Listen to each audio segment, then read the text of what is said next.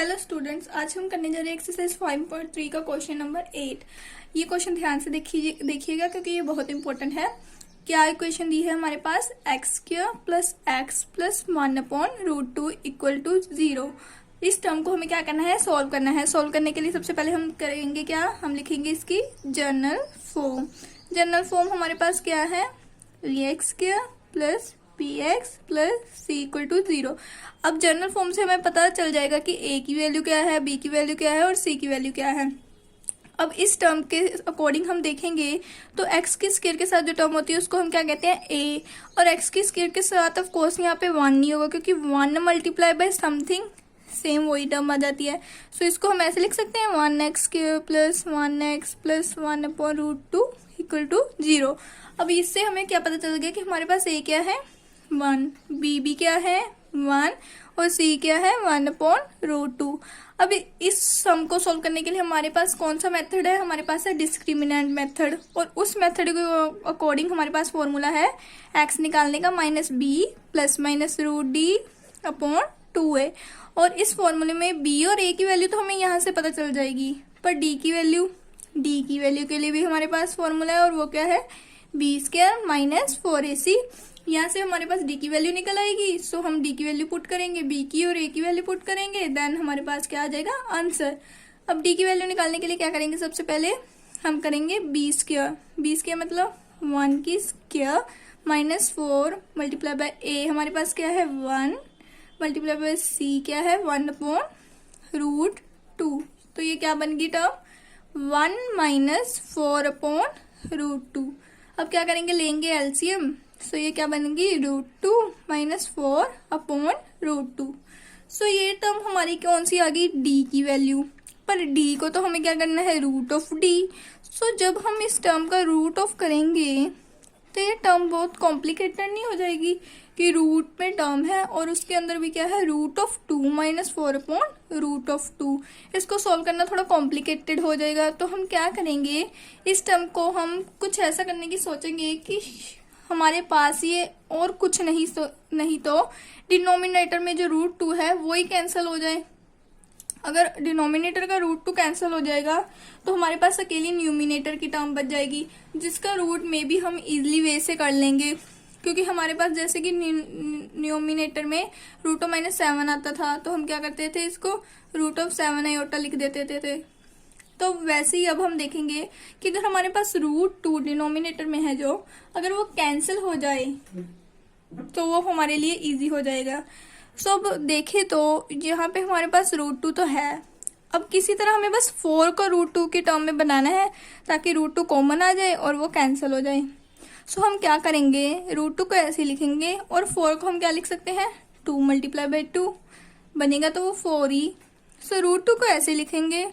अब हमें पता है कि √2 मल्टीप्लाई बाय √2 क्या होता है, सिंपल 2। सो हम एक सिंपल 2 को इस फॉर्म में लिख सकते हैं। तो हम क्या करेंगे, इस 2 को लिखेंगे √2 मल्टीप्लाई बाय √2 मल्टीप्लाई बाय ये वाला 2 और अपॉन में √2। अब हमें दिख रहा है कि √2 हम कॉमन निकाल सकते हैं तो हम निकालेंगे √2 कॉमन। क्या बच गया 1 और यहाँ पे क्या बच गया 2√2 अपॉन में √2। ये हो गया कैंसिल। तो d की वैल्यू हमारे पास क्या आ गई 1 माइनस 2√2। अब इसको हम क्या करेंगे, इसमें पुट करेंगे। सो माइनस b क्या बन गया -1 प्लस -√d क्या है 1 माइनस 2√2 अपॉन में 2 मल्टीप्लाई बाय a क्या है 1।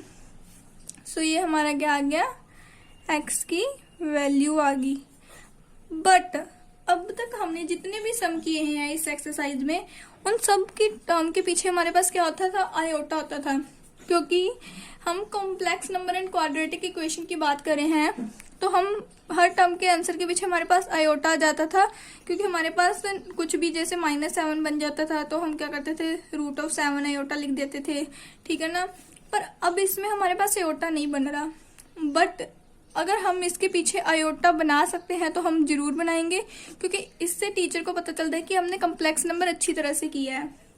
अब हम क्या करेंगे, इसको आयोटा के फॉर्म में बनाने के लिए हमें पता है आयोटा तब आएगा जब कोई भी टर्म रूट में माइनस के साथ होती है। जैसे √11 क्या बन जाएगा √11 आयोटा। सो हमें क्या करना पड़ेगा, इस रूट वाली टर्म को आगे एक नेगेटिव का साइन लेके आना पड़ेगा। उसके लिए हम क्या करेंगे, -1 को ऐसे लिख देंगे, यहाँ से माइनस कॉमन लेंगे तो क्या बनेगा, -1, ये माइनस की टर्म प्लस की हो जाएगी अपॉन में 2। अब हमें पता ही है जैसे कि रूट में कोई भी टर्म अगर नेगेटिव हो तो उसके साथ क्या लग जाता है, आयोटा। सो हम क्या करेंगे, -1 प्लस माइनस रूट ऑफ, इस टर्म को भी हम 2√2 -1 की फॉर्म में लिख सकते हैं, क्योंकि ये -1 है उसको हमने पीछे कर दिया, आयोटा आ गया साथ में, क्योंकि रूट में क्या थी, नेगेटिव टर्म। सो अपॉन में 2। सो ये हमारा क्या हो गया, एक्स की वैल्यूज निकल आई। बुक में भी आपको ऐसे ही आंसर दिया है, इसलिए मैंने आपको बताया है कि आयोटा हम कैसे लगा सकते हैं, क्योंकि हमें पता है कि रूट में जब कोई भी टर्म नेगेटिव होती है तो वो क्या बन जाती है, root of that term into iota. सो ऐसे हमारा ये आंसर क्या हो गया, प्रूफ हो गया। सो अब हम क्वेश्चन 9 देखते हैं, वो क्या है, x square plus x upon √2 plus 1 equal to 0। अब इसको भी पहले हम देखेंगे, इसकी जनरल फॉर्म लिख लेंगे।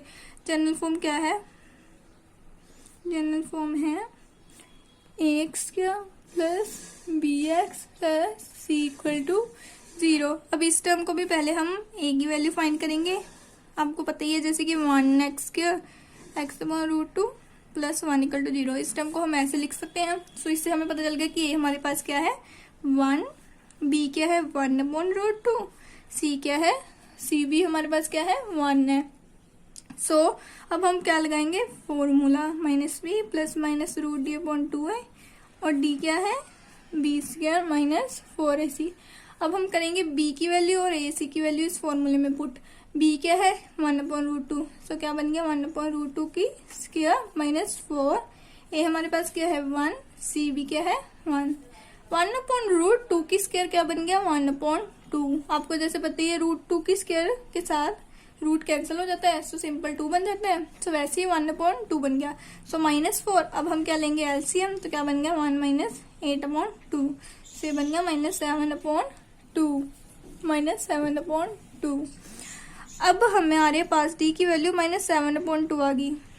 अब आप कहेंगे कि इस टर्म के नीचे भी तो डिनोमिनेटर है 2, बट हम इस टर्म में डिनोमिनेटर को सॉल्व नहीं कर सकते। अगर हम कर सकते तो हम जरूर करते, पर -7 अपॉन 2 में हम इसको मतलब कैंसिल भी नहीं कर सकते और ना ही किसी तरीके से हम सॉल्व कर सकते हैं कि इसके नीचे डिनोमिनेटर की टर्म ना आए। सो हम क्या करेंगे, हम सिंपली इस d की वैल्यू को यहाँ पे पुट कर देंगे, तो हम करेंगे क्या बनेगा -1 upon √2 plus minus root of -7 upon 2, 2 multiply by a क्या हो गया 2 × 1। अब इस टर्म को हमारा -√2 प्लस माइनस ऑफ रूट क्या बन जाता है, उस टर्म के साथ क्या आ जाता है आयोटा अपॉन में 2। अब हम इस टर्म आंसर में अगर आप बुक के पीछे आंसर देखेंगे तो कुछ डिफरेंट आपको लगेगा, वैसे हम यहाँ पे भी छोड़ सकते हैं, पर आपको अगर वैसा आंसर चाहिए तो हम क्या करेंगे, आपको दिख रहा है कि यहाँ पे -1 अपॉन √2 है और ये 7 अपॉन 2 पूरा रूट में है, तो हम इसको ऐसे लिख सकते हैं √7 अपॉन √2 आयोटा। अब इसके नीचे भी √2 है, इसके नीचे भी √2 है, तो √2 निकल जाएगा कॉमन। सो √2 को हम क्या करेंगे, कॉमन निकाल लेंगे 1 अपॉन √2 को। सो -1 बच गया प्लस माइनस √7 बच गया आयोटा के साथ, अपॉन में क्या है 2। सो ये टर्म कॉमन निकलने के बाद इस टर्म को हम नीचे लिख सकते हैं, जैसे कि 1 अपॉन 2 अपॉन में 2 हो तो हम क्या करेंगे 1 अपॉन 2 मल्टीप्लाई बाई 2, ये टर्म नीचे आ जाएगी। सो ये ऐसा बन जाएगा। अब इसमें भी सेम -1 प्लस √7 आयोटा वहीं पे रहेगा, पर ये √2 क्या आ जाएगा, नीचे आ जाएगा। सो ये हमारा बुक के पीछे आंसर ऐसा दिया है, पर अगर आप चाहो तो यहाँ पे भी छोड़ सकते हो, ये भी बिल्कुल सही है, टीचर इसको गलत नहीं करेंगे। पर मैं चाहती थी कि मैं आपको बता दूं कि वो आंसर कैसे आया है। सो ये हम देखते हैं क्वेश्चन नंबर 10। क्वेश्चन नंबर 10 हमें क्या दिया है, x² minus 2x plus 3 upon 2 equal to 0। अब इसकी भी हम पहले जनरल फॉर्म लिख लेते हैं। वो क्या है हमारे पास, ax² plus bx plus c equal to 0। अब इस क्वेश्चन को हम चाहे तो सिंपली x की स्क्वायर के साथ हमारे पास क्या है a वाली टर्म, उससे क्या बन गया a1, बी हमारा क्या बन गया -2, सी हमारा क्या बन गया 3/2। इस प्रकार भी सॉल्व कर सकते हैं, ऐसे हम सॉल्व कर सकते हैं। बट अगर हम चाहें तो ये 2 को अगर हम मल्टीप्लाई करके सॉल्व करेंगे ना तो वैसे भी कर सकते हैं। जैसे 2 को इसके साथ मल्टीप्लाई किया तो क्या बन गया 2x², 2 2 जा 4x प्लस 3 ऐसे ही बच गया। अब ये 2 0 के साथ मल्टीप्लाई हो गया तो क्या बन गया 0। सो नीचे से जो 2 था वो क्या हो गया खत्म हो गया, क्योंकि वो अब सारी टर्म के साथ क्या हो गया मल्टीप्लाई हो गया। सो ये हमारी क्या बन गई न्यू क्वाड्रेटिक इक्वेशन। अगर अब इससे हमें इजीली पता चल जाएगा ए हमारे पास क्या है 2, बी हमारे पास क्या है 4, सी क्या है 3। सो इससे सिंपली आंसर निकल आता है। पर अगर आप चाहो तो आप ऐसे भी कर सकते हो। सो अब आपको मैं इस मेथड से कराने लगी हूँ। ये हमारी क्या बन गई न्यू टर्म। इस टर्म से हम ए की वैल्यू निकालेंगे तो क्या बनेगी 2, बी की क्या बनेगी -4, सी की क्या बनेगी 3। अब हम फिर से फॉर्मूला लिखते हैं x = -b + √d/2a। और d हमारे पास क्या है b² -4ac। b की वैल्यू क्या है -4, तो -4 की स्क्वायर -4 मल्टीप्लाई बाय a क्या है 2, c क्या है 3। सो ये क्या बन गया 16 -4 2 8 3 जा 24। 16 - 24 क्या हो गया -8। सो d क्या बन गया -8। अब इस d को क्या करेंगे पुट करेंगे इसमें। सो -b -b क्या है -4 प्लस √d क्या है -8 बन गया। 2 मल्टीप्लाई बाय a हमारे पास क्या है 2। ये माइनस माइनस कैंसिल हो गया तो क्या बच गया 4। √(-8) क्या बन गया √8 आयोटा अपॉन में क्या बन गया 4 बन गया। अब मैंने कि जैसे आपको बताया कि √8 को भी हम अगर इसके फैक्टर बनाएं तो ये और भी छोटी टर्म बन जाएगी, जैसे कि 2 4 जाए 2। अब ये क्या बन गया 4 ± 2 मल्टीप्लाई बाय 2 साथ में आयोटा अपॉन 4। अब जैसे कि आपको पता है रूट में अगर किसी टर्म के फैक्टर बन रहे हो, जैसे ये √2 मल्टीप्लाई बाय 2 है, इसको हम क्या लिखते हैं सिंपल 2 लिख सकते हैं। सो इसमें भी हम क्या करेंगे इस 2 को हम क्या करेंगे सिंपल 2 लिख के एक अकेला √2 बच गया वो लिख दिया अपॉन में 4। अब आपको देख रहा है यहाँ पे 4 है, यहाँ पे 2 है, अपॉन में 4 है, तो ये कैंसिल होकर छोटा आंसर आ सकता है हमारे पास। सो हम क्या करेंगे 4/4 लिख लेंगे प्लस माइनस का साइन 2√2 वाली टर्म के अपॉन भी 4 लिख लेंगे।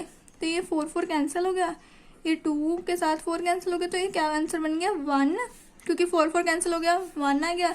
ये प्लस माइनस ऐसे ही ऊपर क्या है √2 आयोटा, नीचे क्या बच गया 2। सो ये हमारा क्या है आंसर। अगर आप इसको यहाँ पे भी छोड़ देते तो बिल्कुल ठीक था, पर अगर आप आगे ऐसे सॉल्व करेंगे तो आपके बुक के पीछे जो आंसर है वो आपको मिल जाएगा। अगर आपने हमारी यहाँ तक वीडियो देखी है तो वीडियो को लाइक और चैनल को सब्सक्राइब जरूर कीजिएगा। Thank you.